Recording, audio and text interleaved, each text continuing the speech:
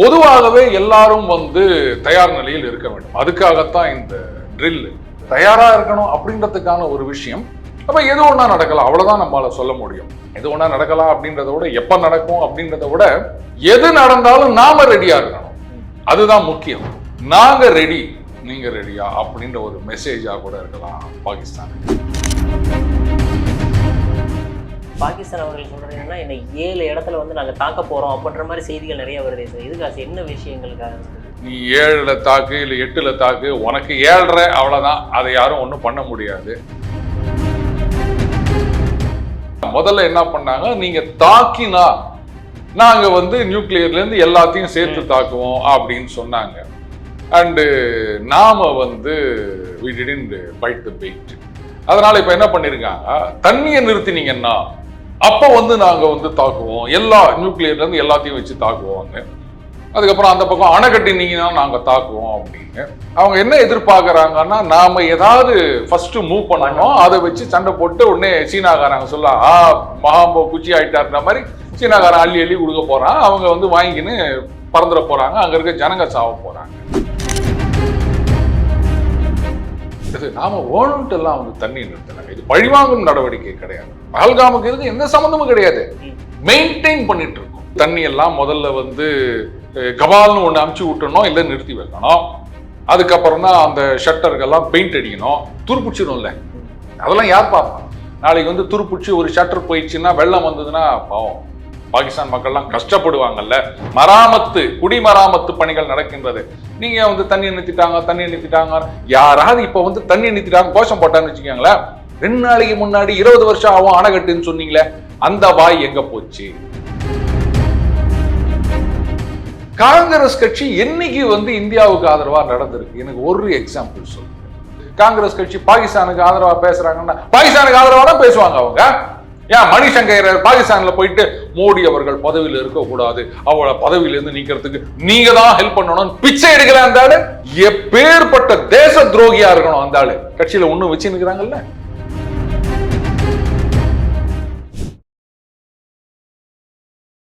இளைய பாரத நேயர்களுக்கு வணக்கம். இன்னைக்கு நம்ம நேர்களில் நம்ம சிறப்பு விருந்தினர் ரா ஏஜென்டா மாறி இருந்தவர் இப்போ பாகிஸ்தான் ஏஜென்டா மாறுற அளவுக்கு போயிட்டாரான்னு தெரியல. ஏன்னா கிரீன் கலர் டிஷர்ட்லாம் போட்டு வந்திருக்கிறாரு, சிஏசின்னு வேற போட்டிருக்கிறாரு, கமாண்டன்ட் சீஃபான்னு தெரியல.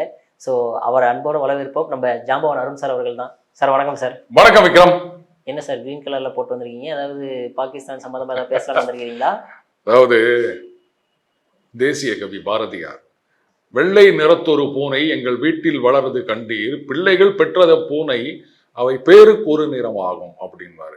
எந்த நிறம் இருந்தாலும் அவை யாவும் ஒரே தரம் அன்றோம். அந்த மாதிரி உடை எந்த நிறமா இருந்தாலும் உள்ளம் பாரதத்துக்காக மட்டுமே துடிக்கும் விக்ரம். அதுல எந்த சந்தேகமும் வேண்டாம். Super sir, fantastic sir. Okay sir, இப்போ நம்ம கண்டென்ட்டுக்குள்ள போகும்போது, அதாவது ஃபர்ஸ்ட் இப்போ இந்தியா ஃபுல்லாக ட்ரில் அப்படின்ற ஒரு விஷயத்தை பண்ணலாம் அப்படின்ற மாதிரி ஒரு பிளான் பண்ணியிருக்காங்க. என்ன சார் அந்த ட்ரில்லுங்கிறது? எதுக்காக? இதுக்கும் பாகிஸ்தான் நம்ம அட்டாக் பண்ற மாதிரி விஷயங்கள் என்னவா இருக்குது?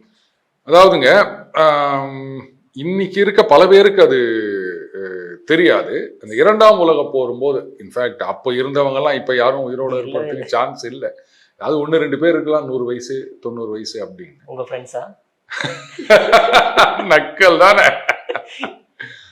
அதாவது அப்போ ஏர் ரைடு சைரன் அப்படின்னு சொல்லுவாங்க. அதுக்கப்புறம் போலீஸ்லாம் என்ன பண்ணுவாங்க, அந்த பிளாக் அவுட், விளக்கு கூட கொளுத்தக்கூடாது. கரண்ட் அப்போ பெரும்பாலான இடத்துல கிடையாது. விளக்கு கூட கொளுத்தி வைக்கக்கூடாது. ஏன்னா அந்த ஜெர்மன் ஆர் ஜாப்பனீஸ் மோஸ்ட்லி அந்த ஃபைட்டர் ஜெட்லாம் வந்ததுன்னா தெரியக்கூடாதுன்றதுக்காக. அது அந்த காலத்தில், ஏன்னா அப்போ ஜிபிஎஸோ சேட்டலைட் நேவிகேஷனோ கிடையாது.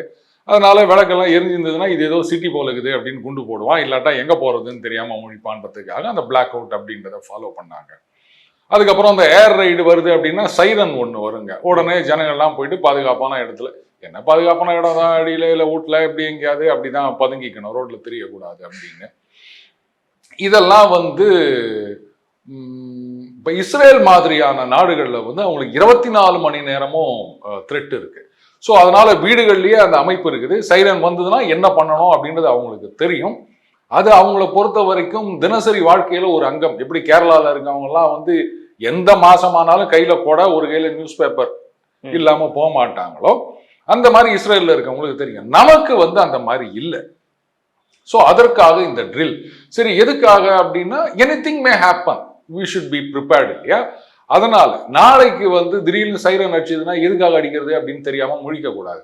இந்த மாதிரி ஏர் ரைடு சைரன் அப்படின்னா ஃபைட்டர் ஜெட்ஸோ இல்லை மிசைல்ஸோ இன்கமிங் இருக்கு, அதனால பாதுகாப்பான இடத்துக்கு போனோம் அப்படின்ற மாதிரியான விஷயங்கள். அதுக்கப்புறம் இந்த சிவில் டிஃபென்ஸ், ஏதாவது ஒரு அசம்பாவிதம் நடக்கின்றது, இல்லை வந்து ஏதோ ஒரு ரோடு இதுவாகுது, இல்லை பிரிட்ஜ் இதுவாகுது, சண்டை அப்படின்னு வந்தால் எது ஒன்றா நடக்கலாம் இல்லையா? சண்டையில் சொக்கா மட்டும் கிழியறது கிடையாது, இதெல்லாம் நடக்கும் இல்லையா? ஸோ அந்த மாதிரி நேரத்தில் வந்து இமிடியட்டா அதை டிராஃபிக்கை ரெஸ்டோர் பண்ணது, கம்யூனிகேஷனை ரெஸ்டோர் பண்ணுறது, இந்த மாதிரி விஷயங்கள்லாம் தயாராக இருக்க வேண்டும் அப்படின்றதுக்காக சிவில் டிஃபென்ஸையும் வந்து ஆக்டிவேட் பண்ணியிருக்காங்க. பொதுவாகவே எல்லாரும் வந்து தயார் நிலையில் இருக்க வேண்டும், அதுக்காகத்தான் இந்த ட்ரில். ஸோ இது வந்து நான் சொல்லிட்டேன்ல, தயாராக இருக்கணும் அப்படின்றதுக்கான ஒரு விஷயம். அப்போ எது ஒன்றா நடக்கலாம், அவ்வளோதான் நம்மளால சொல்ல முடியும். எது ஒன்றா நடக்கலாம் அப்படின்றத விட எப்போ நடக்கும் அப்படின்றத விட எது நடந்தாலும் நாம ரெடியா இருக்கணும், அதுதான் முக்கியம். ஸோ அதனால அப்போ 7ஆம் தேதி ட்ரில்னா 8ஆம் தேதி குண்டு போடுவாங்களா, இல்லை 9ஆம் தேதி மிசைல் அனுப்புவாங்களா அப்படின்லாம் என்கிட்ட கேட்காதீங்க. ட்ரில் அப்படின்றது டு டெஸ்ட் அவர் ப்ரிப்பேர்ட்னஸ். இது வந்து இன்னைக்கு மட்டும் இல்லை, சொல்ல போனா இந்த ஃபைட்டர் ஜெட்ஸ் எல்லாம் வந்து ஹைவேல லேண்டிங் அந்த மாதிரிலாம் வேற இதுக்கு முன்னாடி சில வருடங்களுக்கு முன்னாடியிலேருந்து ட்ரை பண்ணிட்டு இருக்காங்க. ஏன்னா நார்மலாக 2 நாளுக்கு நடுவில் சண்டை வருது அப்படின்னு சொல்லும்போது அவங்க என்ன பண்ணுவாங்க, அந்த ஃபைட்டர் ஜெட்ஸ் எல்லாம் எங்கே வச்சிருக்காங்களோ அங்கே குண்டு போடணும் அப்படின்னு நினைப்பாங்க. அந்த 71 வார்லலாம் அப்படி தான் நடந்தது, 65ல. அடுத்தது வந்து அந்த ரன்வே டேக் ஆஃப் லேண்டிங் அதை வந்து சேதம் பண்ணிட்டாங்கன்னா எங்கே இறங்கும் அப்படின்னு. இப்போதான் நமக்கு வந்து எஸ்பெஷலி அந்த யூபி ஏரியாவில் கண்ணாபின்னான்னு ஒரு ரோடு போட்டு வச்சிருக்காரு. ஸோ எங்கே ஒன்றா நம்ம இறங்கலாம் ஏறலாம், அது ஒன்றும் ஒரு பெரிய விஷயம் கிடையாது. ஸோ இந்த மாதிரி விஷயங்கள்ல தயாராக இருக்க வேண்டும். நாங்கள் ரெடி, நீங்கள் ரெடியா அப்படின்ற ஒரு மெசேஜாக கூட இருக்கலாம் பாகிஸ்தானுக்கு.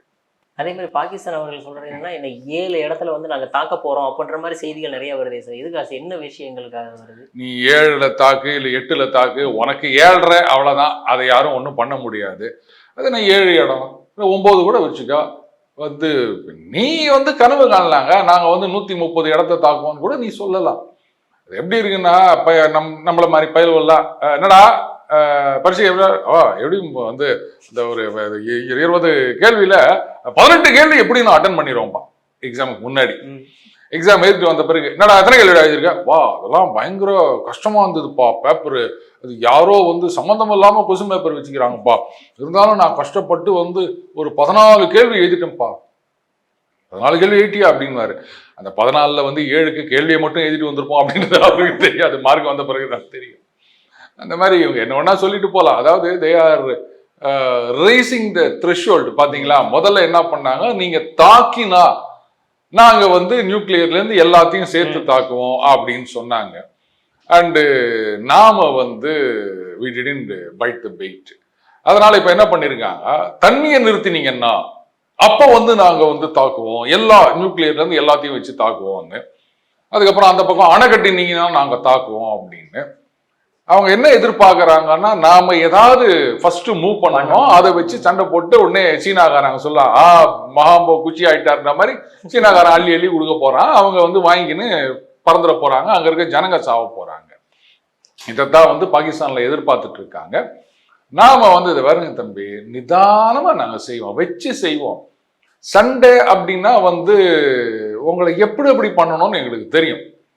இப்போ அந்த அணைய குழாயை மூடுற மாதிரி மூடிட்டோம் அப்படின்னு இருக்கோம், இதனுடைய ரெப்பர்கஷன்லாம் போக போக தெரியும். ஆமாம் சார். அதே மாதிரி இப்போ அந்த மேப்பு கூட வந்து இப்போ ரொம்ப வைரல் ஆகிட்டு, அதாவது சென்னாப் ரிவர் வந்து ரொம்ப ட்ரை ஆயிடுச்சு அப்படின்ட்டு இந்த வடிவேல் காமெடி போட்டு ஆட பாவியில குடிக்கிறது தண்ணி இல்லைனா கூட பரவாயில்ல, இதுக்கு தண்ணி இல்லை என்னடா பண்றது அப்படின்ற மாதிரிலாம் கிண்டல் பண்ணிருக்கா சார். உண்மையாலுமே அந்த சென்னாப் ரிவரோட எஃபெக்ட் அங்கே இருக்கா சார்? இப்போ இதெல்லாம் நீங்க நம்பாதீங்க தம்பி, ஃபேக் நியூஸ். ஏன்னா இங்க சில பொருளாதார புலிகள், சர்வதேச புலிகள் அவங்க எல்லாம் உக்காந்தீங்கன்னு அணையே கிடையாது. இப்ப நீ கட்டணும்னு நினைச்சா கூட 20 வருஷம் ஆகும், எங்க கொண்டு போய் வைப்ப தண்ணிய, பக்கெட்ல எடுத்து வைப்ப, இப்படி எல்லாம் சொல்லிட்டு இருந்தாங்க. இப்ப அவங்க எல்லாம் என்ன பதில் சொல்லுவாங்க என்ன கேட்டா, அவங்களாண்ட போய் நீங்க இந்த போட்டோ காமிச்சு கேளுங்க, என்ன சார் 20 வருஷம் ஆகும் அணை கட்டுறதுக்கு அப்படின்னு சொன்னாங்க.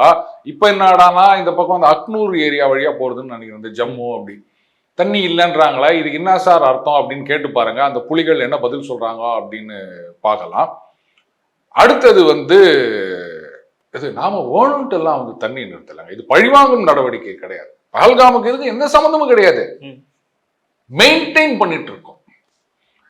இப்போ நீங்க கூட பார்த்துருப்பீங்க, இன்று மின் தடை அப்படின்னு போடுவாங்கல்ல.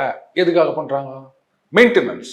அந்த தெருவில் வருவாங்க, அந்த கரண்ட் கம்பி மேலே ஏதாவது மரம் கொடி கிளை அது இருந்ததுன்னா அதெல்லாம் வெட்டிட்டு போவாங்க. இல்லை உங்க வீட்டு மரம் வெளில நீட்டிருந்ததுன்னா அதை வெட்டுங்க அப்படின்னு சொல்லிட்டு போவாங்க. அப்போல்லாம் என்ன பண்ணுவாங்க? அன்னைக்கு கரண்ட்டை கட் பண்ணிடுவாங்க. காலைல ஒரு 10 மணிலேருந்து மத்தியானம் 2 மணி வரைக்குமோ இல்லை 4 மணி வரைக்குமோ அதே டைமிங் போட்டுருவாங்க. மெயின்டெனன்ஸ். அதை வந்து பவர் கட்டுன்னு சொல்லுவியா நீ? இல்ல சார், சொல்ல மாட்டோம்ல. அது மின்தடை, பராமரிப்பு காரணமாக மின்சாரம் தடைப்பட்டுள்ளது அப்படிதானே சொல்றோம். அந்த மாதிரி அந்த அணை வந்து மெயின்டைன் பண்றாங்க, ரொம்ப நாளாச்சு மெயின்டெனன்ஸ் பண்ணி. ஸோ அந்த மெயின்டெனன்ஸ் பண்ணிருக்கிறாங்க. அதனால எப்பா தண்ணி ஓடினே இருக்கும்போது மெயின்டைன் பண்ண முடியுமாப்பா? அதை வந்து தண்ணி எல்லாம் முதல்ல வந்து கபால்னு ஒன்று அமுச்சு விட்டணும், இல்லை நிறுத்தி வைக்கணும். அதுக்கப்புறம் தான் அந்த ஷட்டருக்கெல்லாம் பெயிண்ட் அடிக்கணும். துருப்பிச்சிடும்ல, அதெல்லாம் யார் பாப்பா? நாளைக்கு வந்து துருப்பிடிச்சு ஒரு ஷட்டர் போயிடுச்சுன்னா வெள்ளம் வந்ததுன்னா பாவம் பாகிஸ்தான் மக்கள்லாம் கஷ்டப்படுவாங்கல்ல. பாருங்க, அந்த மக்கள் மேல எவ்வளவு ஒரு ஆதரவு நிலைப்பாடு எடுத்து மோடி அவர்கள் வந்து இல்ல இதெல்லாம் பாகிஸ்தான் போற தண்ணி, அது வந்து அதுவும் அந்த துருப்பிடிச்ச கதை வழியா போச்சுன்னா அந்த துரு அவங்க உடம்புல சேர்ந்ததுன்னா என்ன ஆவருது? அதனால அந்த துரு இல்லாம நீங்க எல்லாம் வந்து பெயிண்ட் அடிங்க. அது எந்த பெயிண்ட் எல்லாம் கேட்காதீங்க, ஏதோ பெயிண்ட், ஏதோ ஒரு பெயிண்ட் அடிங்க அப்படின்லாம் சொல்லியிருக்காரு. மெயின்டைன் பண்றாருங்க. மராமத்து, குடிமராமத்து பணிகள் நடக்கின்றது. நீங்க வந்து தண்ணி நிறுத்திட்டாங்க. யாராவது இப்ப வந்து தண்ணி நிறுத்திட்டாங்க கோஷம் போட்டான்னு வச்சுக்கோங்களேன், 2 நாளைக்கு முன்னாடி 20 வருஷம் ஆகும் அணைக்கட்டுன்னு சொன்னீங்களே, அந்த வாய் எங்க போச்சு? அப்ப இதுக்கு என்ன பதில் சொல்ற அப்படின்னு கேளுங்க. அடுத்தது, அத்தனை தண்ணியும் வந்து நிறுத்த போறோம் அப்படின்னு யாரும் சொல்லல. ஸ்டேஜஸ், நிறைய விஷயங்கள் இருக்கு. இன்னும் சொல்ல போனா நிறைய அணைகள் அங்க அண்டர் ப்ராசஸ் இருக்கு. 20%லேருந்து 60% வரைக்கும் வேரியஸ் ஸ்டேஜஸ்ல இருக்கு. அதையெல்லாம் ஸ்பீடப் பண்ண சொல்லியிருக்காங்க. இருக்கிற அணை தண்ணியவே நம்ம வந்து ஷட்டர் அப்படி மூடி திறந்து அதாவது மெயின்டெனன்ஸ்க்காக அப்படி பண்ண அது போதும். அது வந்து லெஜிட்டிமேட் ஒர்க், அதை யாரும் குறை சொல்ல முடியாது. அப்படி யாராவது தண்ணி விடலை அப்படின்னு சொன்னாங்கன்னா அங்க போயிட்டு பாருங்க, நான் இந்த இடத்திலிருந்து சோ டிவிக்காக ரிப்போர்ட் செய்கிறேன் அப்படின்னு பண்ண சொல்லுங்க, அப்பதான் நான் நம்புவேன்னு சொல்லுங்க. ஓகே சார், ஆனா கிரீன் ஷர்ட் போட்டு வந்துட்டு இந்தியாவுக்கு நல்லா போட்டு கொடுக்குறீங்க. ஓகே சார், அடுத்ததாக பார்த்தோம்னா இப்போ வந்து சைபர் அட்டாக்ன்ற ஒரு விஷயத்த வந்து அவங்க சைட்ல இருந்து சொல்லியிருக்காங்க. அதாவது சில வெப்சைட்ஸ்லாம் நாங்கள் வந்து ஹேக் பண்ணி எடுத்துட்டோம், பல்காம் இஸ் ஜஸ்ட் பிகினிங் அப்படின்ற மாதிரி போட்டிருக்காங்க. உண்மையாலுமே அதை ஹேக் பண்ணி எடுத்துட்டாங்களா? இப்போ நம்மளுடைய சிஸ்டம் எப்படி போயிட்டு இருக்கு? மறுபடியும் எங்க ஸ்கூல் லைஃபுக்கு தான் வரணும். இது எவ்வளோடா மார்க் வாங்கிட்டு வந்தேன் அப்படின்னா சில சப்ஜெக்ட்ல வந்து முட்டை அப்படின்னு சொல்ல மாட்டோம், சைபர் அப்படிங்குவோம். இவங்க சொல்றது அப்படித்தான் இருக்குன்னு வச்சுக்கோங்களேன். இதெல்லாம் வந்து லோ வேல்யூ டார்கெட்ஸ். ஏதாவது சிலதை வந்து ஹேக் பண்ணிட்டு பார்த்தீங்களா நாங்கள் பண்ணிட்டோம் அப்படின்னு. வருங்க விக்ரம், சொல்றவன் செய்ய மாட்டான், செய்கிறவன் சொல்ல மாட்டான். பெரிய சம்பவம் பண்ற யாராவது பார்த்தீங்களா நாங்கள் அதை பண்ணிட்டோம் அதை பண்ணிட்டோம். இங்க ஜெலன்ஸ்கி அவர் சொல்வாரு, நாங்க என்ன பண்ண போறோம் தெரியுமா? இப்ப வேற சொல்லிக்கிறாரு, இந்த விக்டரி பரேட் நடக்குது, அதுக்கு வர கெஸ்ட்டுக்கெல்லாம் நாங்க வந்து கேரண்டி கொடுக்க முடியாது, சேஃப்டி கிடையாது, நாங்க என்ன ஒண்ணா பண்ணுவோம் அப்படின்னு அங்கே அமெரிக்காலன்னு சொல்லிக்கிறாங்க. பாய் முடின்னு ஓரமா உட்காரு, இந்த வேலையெல்லாம் பண்ணாது அப்படின்னு யூரோப்புக்கும் அவங்க வந்து இன்ஸ்ட்ரக்ஷன் கொடுத்துக்கிறாங்க, இந்த வேலையெல்லாம் இறங்காதீங்க அப்படின்னு. ஏன்னா அது மிகப்பெரிய ஒரு பிரச்சனை ஆயிரும். இன்டர்நேஷனல் கெஸ்ட் வராங்க, டிக்னிட்டரிஸ் வராங்க, மற்ற ஹெட் ஆஃப் ஸ்டேட் வராங்கன்னும் போது நான் போய் குண்டு போடுவேன்னு சொன்னா சும்மா இருப்பாங்களா? இன்னைக்கு நினைச்சா ரஷ்யா வந்து ஜெலன்ஸ்கியை வந்து நிமிஷ நாளில் தூக்கிட முடியும். குண்டு போனன்னு கூட அவசியம் கிடையாது. அங்கேயே உள்ள சில அடையாளம் தெரியாத மர்ம நபர்கள் வந்து சுட்டுட்டு போயிட்டு இருப்பாங்க, இல்ல சுட கூட வேணாம் அப்படியே தூக்கிட்டு போயிடுவாங்க. அந்த நிலைமையில தான் ஜெலன்ஸ்கி இருக்காரு. ஏன் கை வைக்காம இருக்காங்கன்னா அது வந்து மிலிட்டரி இஷ்யூன்றதுக்கு மேல பொலிட்டிக்கல் இஷ்யூ ஆயிரும். அதனால தான். இல்லாட்டா வந்து கீவ்ல அவர் இருக்க இடத்த பார்த்து ஒரு குண்டு அனுப்ப தெரியாதா ரஷ்யாக்கு? அது நார்மலா யாருமே பண்ண மாட்டாங்க, எந்த நாடுமே பண்ணாது. ஆனா இது லூஸ் மாதிரி உளறி நிக்குது ஜெலன்ஸ்கி, வரவங்களுக்கு சேஃப்டி கிடையாது அப்படின்னு. ஆனா புட்டின் அந்த மாதிரி ஏதாவது சொன்னாரா? ஏன்னா அவங்களால செய்ய முடியும், சோ சொல்ல மாட்டாங்க. இதை லூஸால செய்ய முடியாது, அதனால சொல்லின்னு தெரியுது. அவ்வளவுதான் இந்த சைபர் அட்டாக் அப்படின்றது. அப்பா நீங்க பண்ணீங்கன்னா எங்களுக்கு திருப்பி பண்ண தெரியாதா? இதுல நான் சொல்லியிருந்தேன், அதாவது நீங்க வந்து மிசைல்ஸ்லாம் அனுப்ப வேண்டிய அவசியம் கிடையாது, அவங்களோட இன்ஃப்ராஸ்ட்ரக்சர் இதை வந்து ஹேக் பண்ணாலே வந்து கிரிப்பிள் தம் அப்படின்னு. அதுக்கு நண்பர் ஒருத்தர் ரொம்ப அழகா பதில் சொல்லியிருந்தாரு, சார் கொஞ்சம் யோசிச்சு பேசுங்க சார். இப்போ அமெரிக்காவுடைய அந்த எலக்ட்ரிசிட்டி நெட்வொர்க்கை ஹேக் பண்ணாங்கன்னு சொன்னால் அமெரிக்கா ஃபுல்லாக கரண்ட் இல்லாமல் போயிடும். பாகிஸ்தானில் ஏற்கனவே ஒரு நாளைக்கு 15 மணி நேரம் கரண்ட் இல்லை. அதுக்கப்புறம் நீங்கள் ஹேக் பண்ணது சக்ஸஸா இல்லையானே தெரியாது. ஏன்னா அங்கே பாதி நேரம் கரண்டே கிடையாது.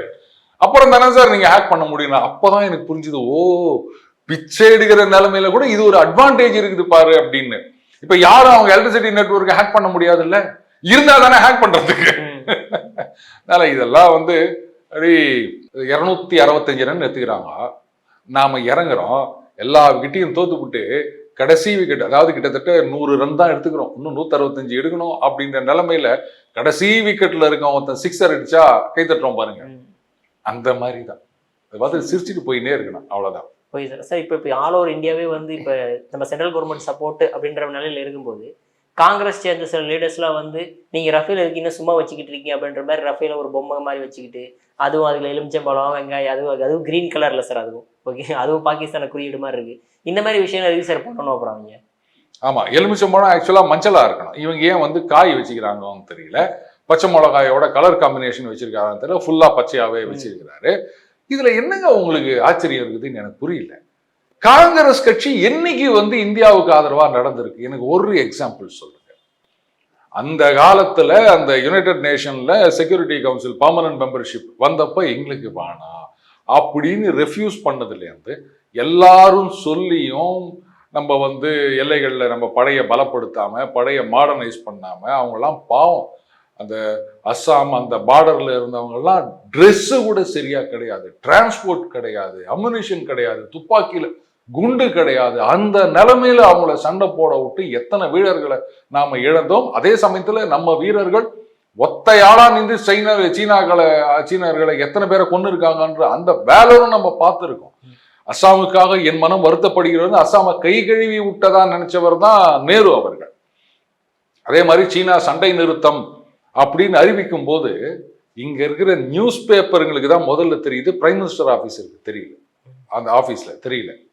அவங்க கேட்குறாங்க என்னங்க அப்படின்னு. பேப்பர்ல நியூஸ் வந்த பிறகு, இது நான் சொல்லலை, குல்தீப் நய்யார் அவர் வந்து இந்த எமர்ஜென்சி, அதுக்கப்புறம் இந்த சைனீஸ் வார்னா மிகப்பெரிய ஜேர்னலிஸ்ட், அதை பத்தி நிறைய விஷயங்கள் எழுதியிருக்காரு.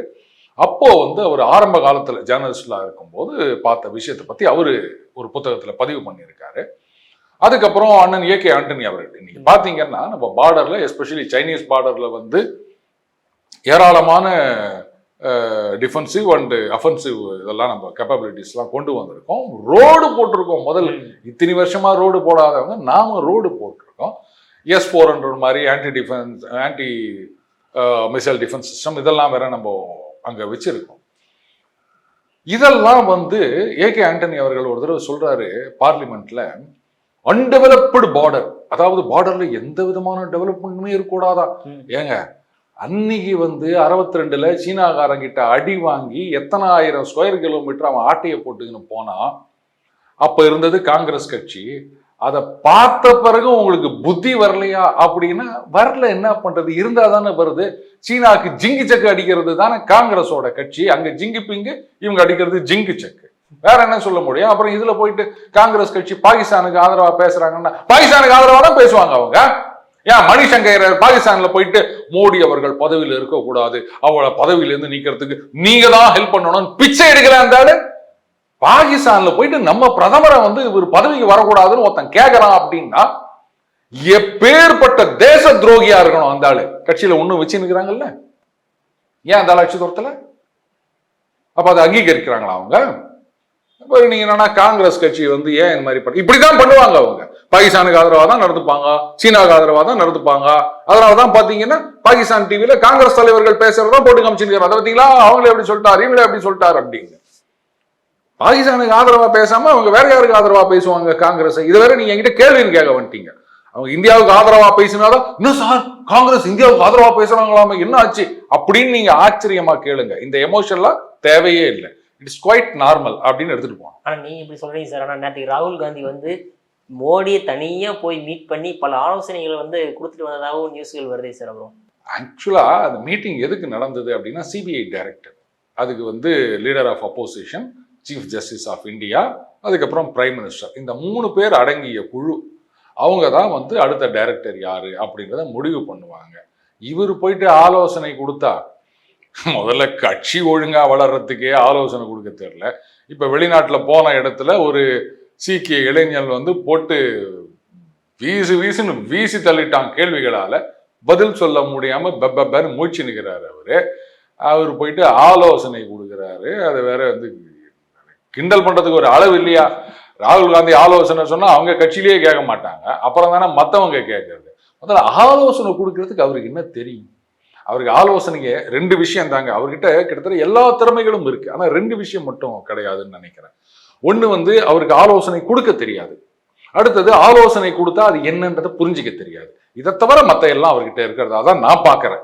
ஓகே சார், கடைசியாக ஒரே ஒரு கேள்வி சார். அதாவது இப்போ எல்லாருமே அவங்க ஆப்போசிஷன் குற்றச்சாட்டு எழுப்புறது என்ன அப்படின்னா, இவ்வளோ பெரிய மிகப்பெரிய ஒரு சம்பவம் நடந்திருக்குது, ஆனால் மோடி அவர்கள் பீகார் போறாரு, அங்கே நிதிஷ்குமாரோட சிரிச்சு பேசுறாரு, அடுத்து இங்கே வராரு, பவன் கல்யாணோட சிரிச்சு பேசி கிஃப்ட் எல்லாம் கொடுத்து ரொம்ப ஜாலியா இருக்காரு. இப்படியா ஒரு மனுஷன் இருப்பான்? ஒரு ரொம்ப போர் நிலைமையில இருந்துட்டு இருக்கும்போது இப்படி சிரிச்சு பேசிட்டு இருப்பாங்களா அப்படின்ற மாதிரி ஒரு குற்றச்சாட்டு வைக்கிறாங்களே சார் அவங்க. நீங்களும் சிரிக்கிறீங்க சார்.